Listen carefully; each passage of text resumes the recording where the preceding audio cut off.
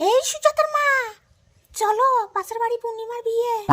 নেমন্তন্ন তো তোমাকেও করেছি শুনলাম। আমি কেমন সেজেছি দেখো, আমাকে কেমন লাগছে বলো তো। দারুণ লাগছে, কি বলবো। এই দেখো পাশের মোড়ের গলিটা থেকে এলাম, দিয়ে সবাই বলছে এটা কে রে কে রে, আমাকে চিনতেই পারছে না। আমি এত ঘাটে বাসন মেজে মেজে মরলাম, ঝাঁট দিলাম গোটা গলিটা, সবাই আমাকে কত চেনে।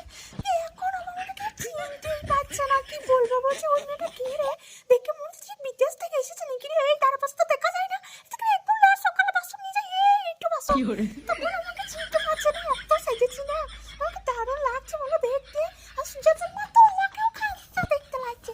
বেশি বকবক করো না। পূর্ণিমা বিয়ে তুমি কি দেবে?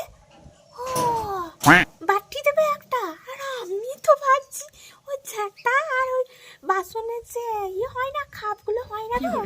হ্যাঁ আমি অত নাম জানি না। গ্রামে থেকে যাচ্ছিল, আমি নিয়ে নিলাম। চুল ছেঁড়া ছিল আমার এতটা, সে চুল ছেঁড়া দিলাম আর ওগুলো নিয়ে নিলাম। ঝাঁটা আর সেট দিয়ে দেবো।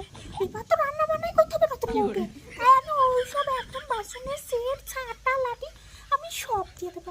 ওইগুলো তুমি দিচ্ছ বাটি, কারণ তোমার ছেলের বিয়েতে বাটি। বাপরে বাপরে, একদম ভালো খায় না বললো। সেজে গুজে যতটা এলাম ভেবেছিলাম বেশ ভালো খাওয়াবে, কিন্তু কিচ্ছু খাওয়ালো না। আলাপ আলাপ রং খাওয়ালো। সুজাতার মা, তোমার তো দেখছি একদম মুখটা শুকিয়ে গেল। আমি ভাবলাম তোমার ভোজ বাড়ি থেকে বেরিয়ে একদম